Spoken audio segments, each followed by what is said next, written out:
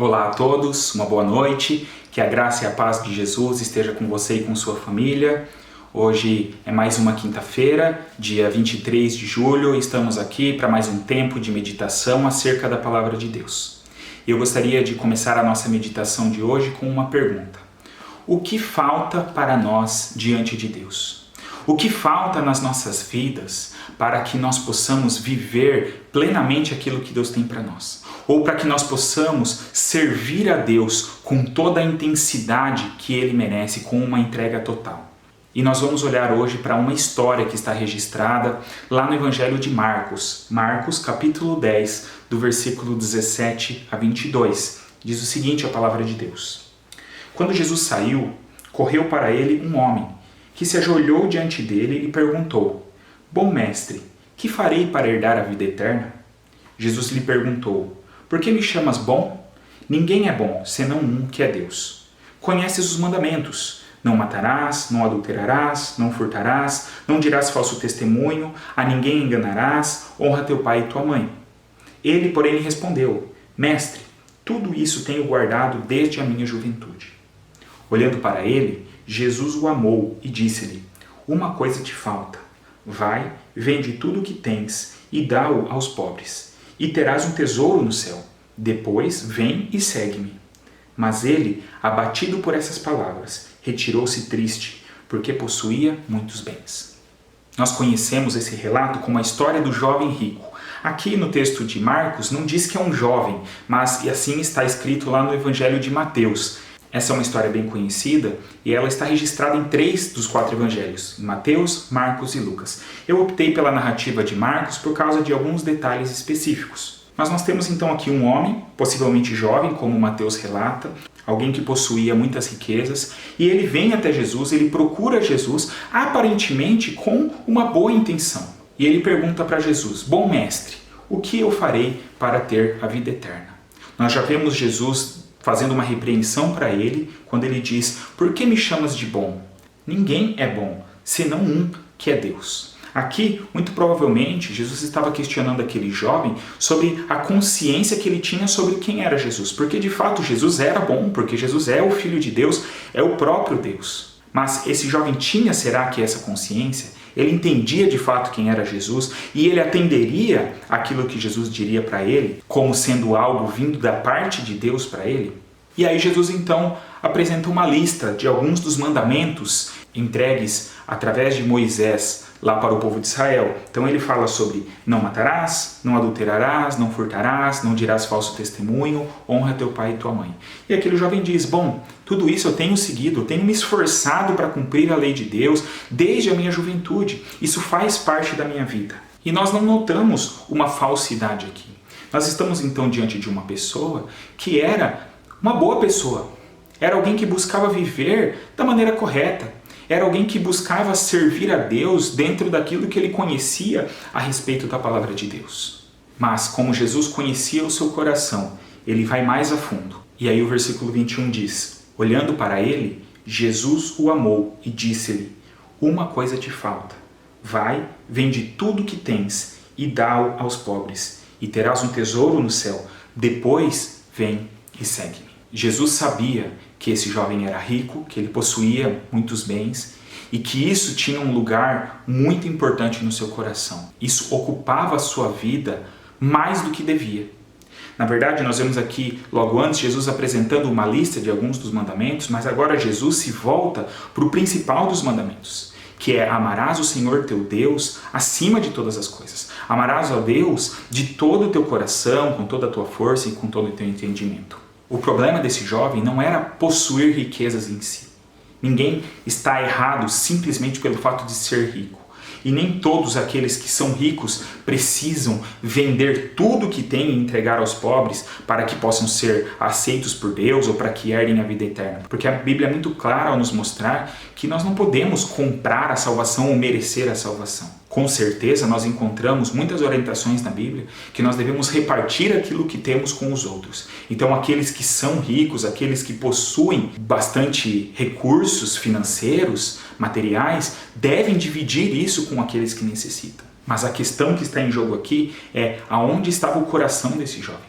ou o que ocupava um lugar de centralidade no seu coração, na sua vida. O texto diz que esse jovem fica muito triste, fica abatido e ele vai embora dessa forma, porque ele possuía muitas riquezas e porque então ele não estava disposto a abrir mão daquilo para se entregar completamente a Deus. O dinheiro, as riquezas, são apenas uma dessas coisas que podem ocupar um lugar de centralidade na nossa vida e no nosso coração e que podem então nos afastar de Deus. E é por isso que eu fiz essa pergunta. O que falta para nós? O que falta na minha vida? O que falta na sua vida?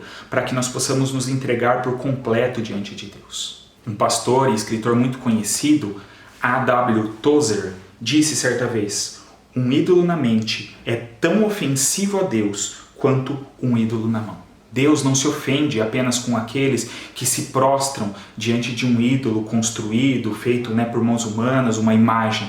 Mas ele se incomoda e ele se ofende, ele não aceita também quando nós temos o nosso coração prostrado diante de qualquer coisa que ocupe então o lugar que deveria ser dele nas nossas vidas. E essa é uma análise, é uma avaliação que apenas cada um de nós pode fazer sobre si mesmo. Será que de fato não tem nada na minha vida que ocupa o lugar de Deus?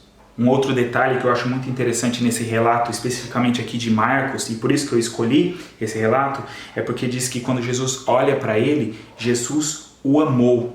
E então ele faz essa convocação: vá, vende o que você tem, dá aos pobres, e aí depois você vem e me segue.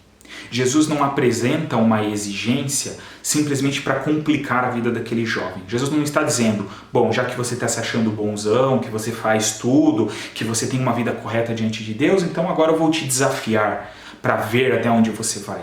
Não, Jesus faz isso por amor. Jesus ama aquele jovem. O texto diz isso claramente. Jesus sabia o quanto era danoso para a vida daquele homem ter essas riquezas num lugar de tanta importância na sua vida, depender tanto daquilo. Aquilo que aquele homem via como algo bom, algo importante para ele, na verdade, era o que o afastava de Deus. Na verdade, era o que o impedia de se entregar completamente. Nós não sabemos o que esse jovem fez depois disso. Naquele momento, a sua resposta foi negativa. Mas pode ser que depois desse encontro, ele refletiu melhor, pode ser que ele tenha ajustado então a sua vida em relação a tudo isso. Mas nesse primeiro momento, isso não acontece. Ele vai embora do mesmo jeito que ele entrou. Ele recebe um convite de Jesus. Na verdade, durante o ministério de Jesus, outras pessoas se aproximam e se oferecem para seguir a Jesus e Jesus não aceita. Jesus manda que essas pessoas façam outras coisas. E esse jovem teve a oportunidade. Ele falou: você vai, vende o que você tem, dá aos pobres e aí você vem e me segue. E todos nós temos recebido também essa oportunidade da parte de Jesus. Essa convocação vem para mim e para você, para que nós nos entreguemos por completo diante dele e possamos então segui-lo verdadeiramente, não pela metade, não dividindo a nossa vida ou dividindo o nosso coração diante dele. E eu convido então você a refletir nesse tempo sobre a sua vida, sobre o que você tem vivido. Olhe para o seu coração, avalie se de fato você não é alguém parecido com esse jovem. Alguém que vai à igreja, alguém que segue as regras, que tenta fazer as coisas de maneira certinha, mas que no principal, no entregar da totalidade das nossas vidas a Deus, se eu não temos falhado. E que assim possamos tomar uma atitude diferente da desse jovem naquele momento. Que eu e você possamos abrir mão de nós mesmos para nos entregarmos completamente a Deus e viver aquilo que Ele tem para nós. Vamos orar? Nosso Pai, nós te agradecemos pelo Teu amor. Nós te agradecemos porque as exigências que o Senhor nos apresenta na Tua palavra sempre são por amor, como nós vemos aqui, porque o Senhor quer o melhor para nós. O Senhor não quer simplesmente complicar a nossa vida, mas o Senhor quer que nós vivamos de fato o que o Senhor tem para nós. E a Tua palavra nos diz que a Tua vontade é boa, perfeita e agradável para aqueles que o temem. Ó Deus, nós reconhecemos que temos muita facilidade em desviar o nosso foco, em permitir que algumas coisas se instalem no nosso coração e tomem uma importância e tenham um valor que não deveriam, ó Deus. E muitas vezes nós não damos o valor que deveríamos ao Senhor. Então nós pedimos que o Senhor nos mostre nesse tempo qualquer coisa que possa desagradar ao Senhor em nós.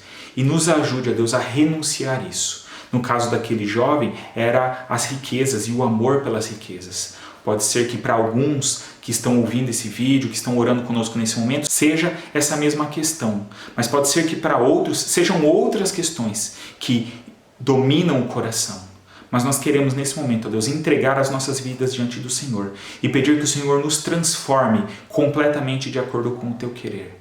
Deus, nós não queremos sair entristecidos da Tua presença porque nós não queremos viver aquilo que o Senhor tem para nós, mas nós queremos nos render e realmente experimentar tudo do Senhor para as nossas vidas e entregar toda a nossa vida para o Senhor.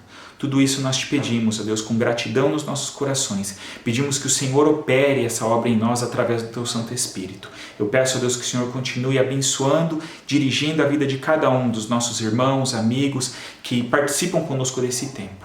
E tudo isso nós te pedimos com gratidão nos nossos corações e oramos no nome do nosso Senhor Jesus. Amém. Que Deus nos ajude a cada dia nesses desafios para que possamos dar as respostas que Ele espera de nós. Que Deus abençoe ricamente a você e a sua família. Um grande abraço e até o próximo vídeo.